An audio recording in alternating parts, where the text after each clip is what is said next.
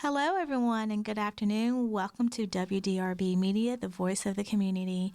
I am your host, Doc Bowman, here on Discover the Best You. You can tune in every Thursday at 2 p.m.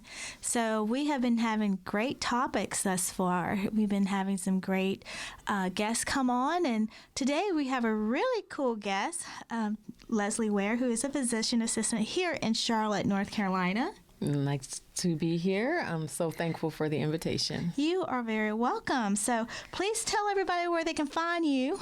You can find me at Alpha Health and Wellness, Direct Primary Care. It's at the South Park, South End area of Charlotte, 1433 Emery Wood Drive, Suite A in the Klutz Medical Building. Awesome. And how long have you been in practice?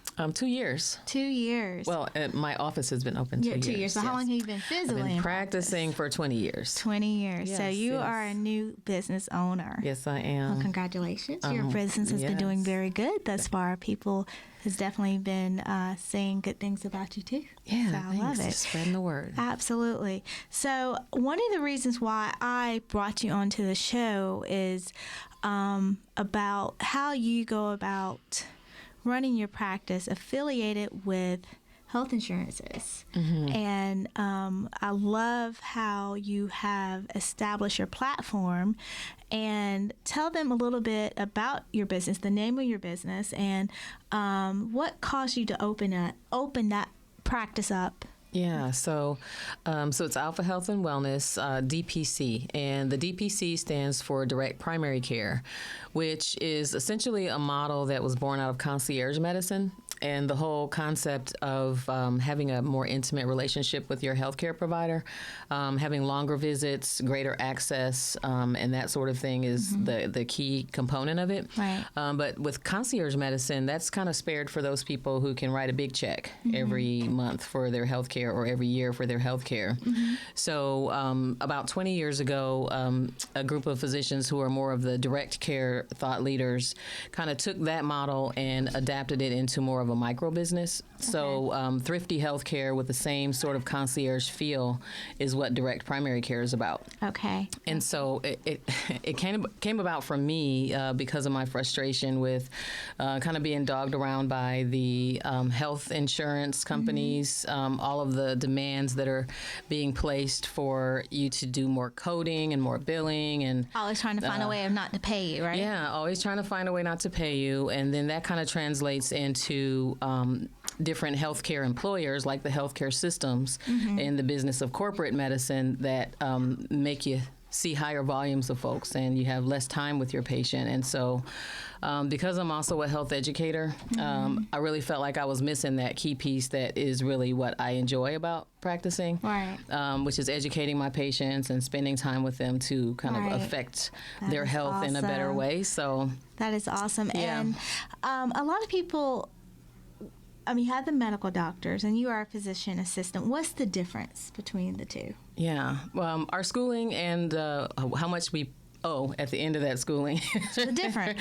Is the difference, yeah. So MDs go to school after their 4-year degree for 4 years for medical school, and then they choose a fellowship, right. And they specialize in some area, which may take another 4 to 8 years, right. Depending on their specialty. To specialty, right? Yeah, exactly.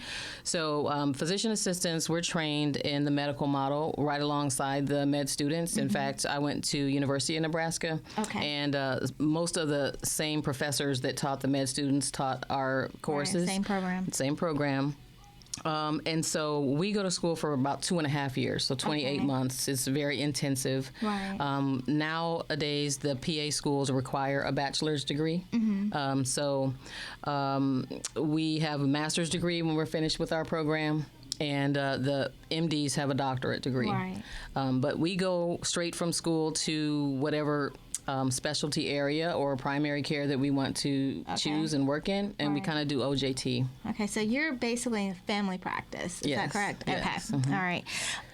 One of the things I liked about you when I first met you, when you first opened up your office, was that you're very small business friendly for the patients who do not have health insurance. Yes. And the reason why I call it small business friendly is just because a lot of small businesses owners don't have health insurance because of the overhead cost of it. Yeah. And like they might get it for their family members, but not have it for themselves. I have a lot of small business owners that are patients of mine. And so they come to me and they're like, Dr. Bowman, some of them just call me by the first name, LaTanya. Look, I don't have health insurance and I need some medication. I don't know where to go. Help me. And just recently you knew of someone that I sent to you that actually had the flu. Yeah. So, and she called me out of town and I made her fly back home. Yeah. Okay. And I had her come straight that to worked you. out really well. Yeah. And it was all because of the fact that she called because she didn't have health insurance. And it is so common. I have someone else I referred to you today, exact same situation. A small business owner. And she's like, Dr. Bowman, I need medication for this, and I don't know where to go. And I said, here. And so tell them about your business model affiliated for that, different package deals, especially for small businesses. One of the things that I had talked to Dr. Martez Prince when I first started the show about that, Oprah looked at that business and pharmaceuticals of how he runs it as the model of healthcare. So, with that, that's where healthcare providers are actually going towards to make it non-health insurance friendly. And just because of those reasons, there's more people who don't have health insurance because they can't afford it. Right. So tell them a little bit about that. Yeah, I really feel like it's a safety net for people who either don't have health insurance, which could be individuals, it could be the children who just fell off of their parents' health insurance. Right. Again, the small business owners are ideal, or people that are self-employed and can't afford even beyond the marketplace. Like they may make too much for the subsidy and can't afford the high deductible plans. $500 a month. Yeah, so and that's with a really high deductible. People don't really realize that their health insurance, the whole industry has changed in a way that you have to be within the past 7 years. Yeah. So there's more cost sharing, there's more co-insurance, higher deductibles, and your benefits are a lot less. Right. So this model allows for a direct contract between my patients and myself, and they pay me monthly. And it's just $69 a month for basic health care. Absolutely. Yeah, and most people use their health insurance for their primary care needs, and they save that catastrophic piece for, if they go to the hospital or if they have a big gun test that they need to pay for, or expensive medicines and that sort of thing. But the majority of healthcare expenditure comes from the primary care piece. And so just $69, you get up to 20 visits with no copay. My practice, like many of the DPC practices, are part of a group purchasing organization. So I have discounted labs, discounted supplies, and I can pass that savings on to my patients. And do you write prescriptions? I do. See? I write prescriptions. Because I am a health educator, I like to really maximize lifestyle change. So I do have a lifestyle change membership called TLC, Therapeutic Lifestyle Change, and that membership is just $30 more a month. So for just $99 a month, you have somewhat of a health coaching piece to it, and a lot of my patients will come to me with specific health goals, like I want to lose weight, or I'm having a lot of stress, or I'm taking so many medications, I just want to come off of these and do things more naturally or holistically. Right. Yeah. And that's something we'll talk about on another show affiliated with the way of, again, affiliated with model healthcare, but how to take that medication and switch it over to more of a natural form. So we'll talk about the opiates and all that good stuff later. So that is awesome. Absolutely. Yes. So again, I like the way you have your program, because not only are you looking in the medical side, but you're also looking in the health and wellness, the holistic point of view, the alternative point of view. And one of the things that I would say doctors, the younger model of healthcare, that we are good at knowing how to mesh our practices together. And I always tell a lot of my patients that have seen doctors, I call the old school thinking doctors, try to kind of push them out of that. Just because it's not the best route to go. And you want to be around physicians that know how to work well together to try to get you better, and not always trying to make you come over and over and over again. And unfortunately, elderly patients, the 60, 70, 80-year-olds, once they get with that doctor, they stick with that doctor to that doctor retired, and that doctor been in practice for 50 plus years. And their brain and their thinking is not outside of that box. And so, it's just one of those things, like a platform like this is just try to educate and allow people to know more about the things that are out there, besides just the basics. It's really been a challenge. It's sort of a double-edged sword. So it's great to not be beholden to the insurance companies. But on the other hand, you have to, because you're not in an insurance network, you're out of network, and you have to go and find your patients. And so with that, it requires a lot of educating and it is a awareness building and the paradigm shift. Because we all don't realize how conditioned we are, both as patients and consumers of healthcare, and as healthcare providers.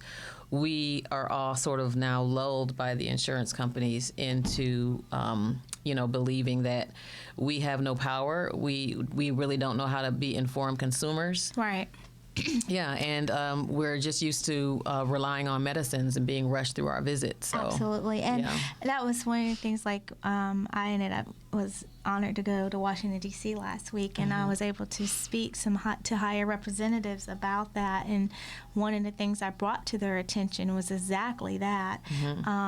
Because, health insurance, I take health insurance, but I also take cash, and I also do auto accidents. The thing is about the health insurance, the cash flows are so slow. And then you have to wait, and you have to wait, and then you have to wait, and then once you get it back, you don't know how much you're getting back. And then then also what's happening is with small businesses that take health insurances like that, their overhead, it can't pay for its overhead. That's right. And so, I brought that to their attention. I said, you all are wanting us to be small businesses as well. But pretty soon there won't be a Bob family physician anymore, because they're not going to be able to stand on their own. They're going to have to connect to a corporation or a hospital. That's how that tide went years ago, and it's starting to change back as all the frustrations are happening. Because they can't keep because they're guaranteed some form of a capital to hold them up. But that's not a good thing, because it's not fair to the physician, because they don't want to be tied down to basically working for somebody again. That's right. And then it's not fair to the consumer, because now you have to choose between two different health insurance plans, and you want to see that person, but you're on this plan and you can't see them because of that. And there's so much that stands in the way. It is. And so government regulation, I personally told them that it'll be good that they need to stick their foot in there. And, I'm not saying that have a situation like similar to Canada or Spain, where they have a health plan for everybody, but it needs to be something similar to that. And because you're making a lot of these health insurances rich. They're becoming mega rich. It's a multi-billion-dollar industry. And then we're the ones being broke and going in a hole. So it's just something to think about. And again, I brought this out to their attention and told them, like, look, I said, that is awesome. You should have called me. I would want to go with you. Yeah, but I mean, one day we'll be able to go back up there. So, yeah, because that's part of health protection, right? You know? Right. Excuse me, but yeah, it's just one of those things where it just has to be brought to people's attention. Yeah, and the paradigm is it's hard to move the needle. Right. Yeah. Right. Well, thank you for being on our show. Thank you so much. Again, for tell them how me. to find you. You can find me at 980-949-6000 if you want to call for a free consultation, and then we can see if we're a good fit for one another, which is something that's kind of new for healthcare also, that you can be a consumer and make choices on your own. If you want to go to my website, it's www.ahawdpc.com, and look for us on all the social media spaces as well. Absolutely. And thanks again for tuning in here on Discover the Best You. Doc Bowman here. Tune in every Thursday at 2 p.m. You can find my office at discoverychirowellness.com. That's discovery, CHIRO, wellness.com.